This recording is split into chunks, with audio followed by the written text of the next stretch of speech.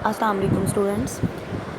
आज का हमारा टॉपिक मुफ़क्किर तलीम इब्न खल्दून के निसाब तालीम के बारे में है, यानी वो किन किन मज़ामीन को अपने निसाब तालीम में शामिल करते हैं। इस टॉपिक में हम इन बातों को डिस्कस करेंगे। इब्न खल्दून के ख़्याल में निसाब तालीम तालिब इल्म के रुझान, इस्तिदाद और उम्र के मुताबिक होना चाहिए। यानी ये चीज़ हमने पहले भी पढ़ी है कि कोई भी निसाब जो भी आप बच्चों को पढ़ाने जा रहे हैं वो उनकी उम्र, उनकी इस्तिदाद और उनकी रुझान के मुताबिक तय किया गया होना चाहिए। यानी नफ्सियाती तकाज़ों को मद्देनज़र रख कर उसका निसाब तय किया जाए।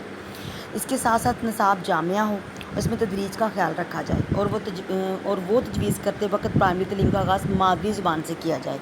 यानी तदरीज का ख्याल रखने से मुराद ये है कि जो चीज़ भी बच्चों को पढ़ाई जाए वो बहुत मुख्तसर, जामिया और तदरीज के साथ पढ़ाई जाए, यानी दर्जा बदर्जा उन तक पहुँचाई जाए। कोई भी मालूमात, कोई भी मज़मून आप उनको एक ही बार में सारा नहीं पढ़ा सकते।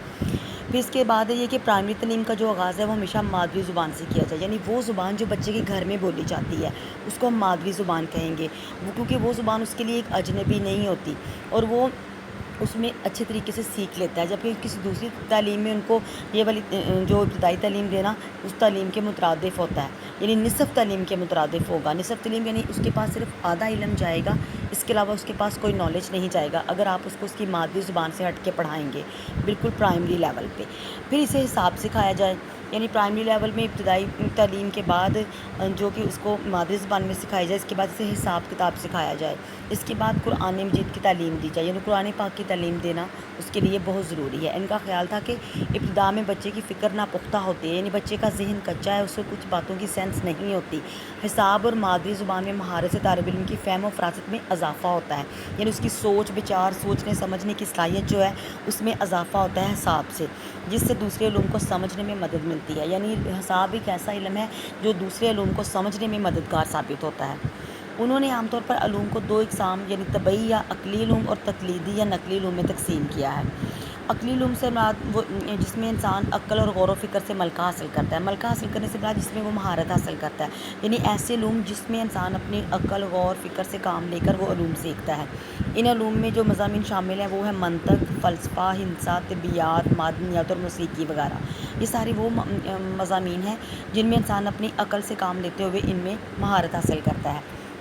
या आज के दौर में तिब, इंजीनियरिंग, वकालत वगैरह, ये सारे वो मज़ामीन हैं जिसमें इंसान अपने गौर व फ़िक्र से काम लेके इनमें महारत हासिल करता है। इसके बाद आ जाता है नकली इल्म। नकली इल्म से मुराद वो हैं जिनका सरचश्मा कुरान पाक है, यानी वो ऐसे इल्म जो कुरान मजीद से शुरू होते हैं, यानी जिनकी बेस जो है बुनियाद है वो कुरान पाक है। इनमें तफसीर, हदीस, फ़िक़्ह, लुग़त वगैरह शामिल है। तो ये था निसाब तालीम इब्न खल्दून के मुताबिक।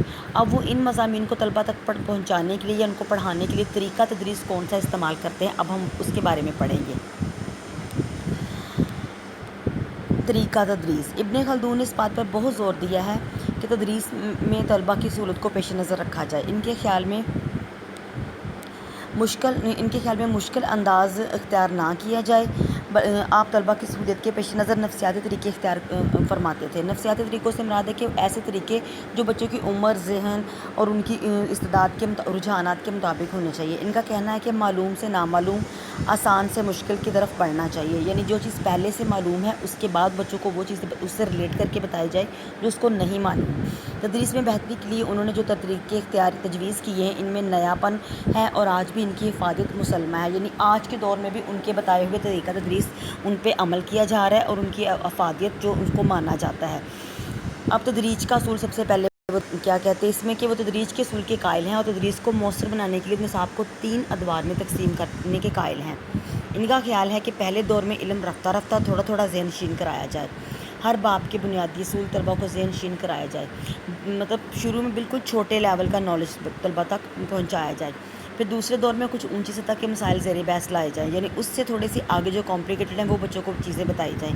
तीसरे दौर में इल्म और फ़न की तदरीस को इब्तिदा से की जाए, लेकिन इस दौर में किसी मसला को बगैर मुकम्मल तशरीह के न छोड़ा जाए। यानी तीसरे दौर जो है इसमें इल्म और फ़न की तदरीस तदरीस तो इब्तिदा से ही कर दी जाए, लेकिन कोई भी मसला, कोई भी बात ऐसी ना हो, कोई इल्म ऐसा, कोई टॉपिक ऐसा ना हो जिसको मुकम्मल तशरीह के बगैर आप छोड़ दें। यानी इस लेवल पे, तीसरे लेवल पे आप बच्चों को हर किस्म की तशरीह के साथ पढ़ाएँ।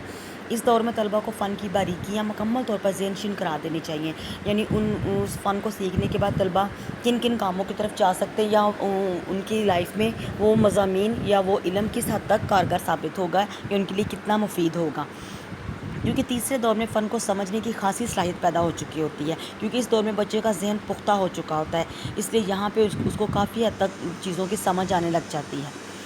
پھر آ جاتا ہے اس کے بعد اس میں بحث و مناظرہ کا طریقہ۔ علامہ رٹا بازی کے سخت خلاف تھے، وہ چاہتے تھے کہ طلبہ میں سوجھ بوجھ اور غور و فکر کی صلاحیت بھی پیدا کی جائے، جس سے وہ زندگی کے مسائل حل کرنے کے قابل ہو سکیں۔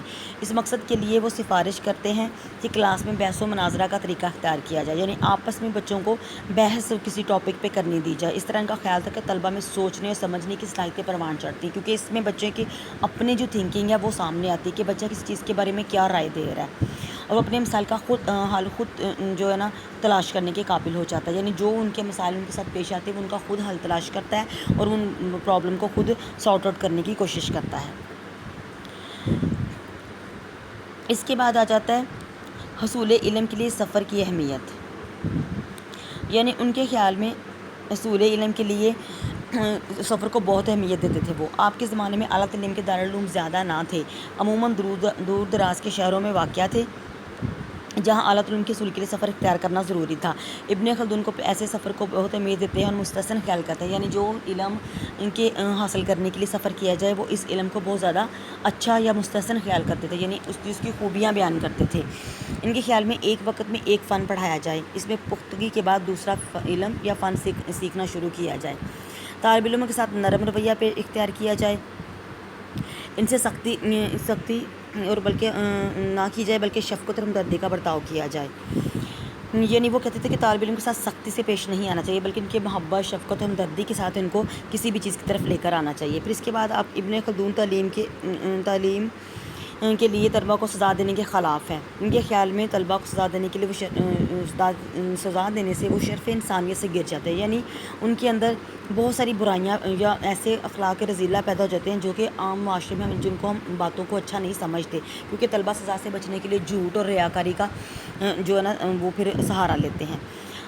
علامہ ابن خلدون رٹا بازی کے خلاف ہیں، اس پر زور دیتے ہیں کہ سبق طلبہ کے سامنے سادہ اور عام فہم زبان میں پیش کیا جائے، یعنی وہ کہتے ہیں چیزوں کو بہت زیادہ مشکل انداز میں طلبہ کے سامنے نہ لے کر بلکہ آسان سے آسان زبان استعمال کی جائے اور چیزوں کو بہت عام اور سمپل کر کے طلبہ کے سامنے پیش کیا جائے تاکہ وہ ان کی ذہنی سطح کے مطابق ہو اور وہ سبق کو رٹنے کی بجائے سمجھ کر ذہن نشین کر لے۔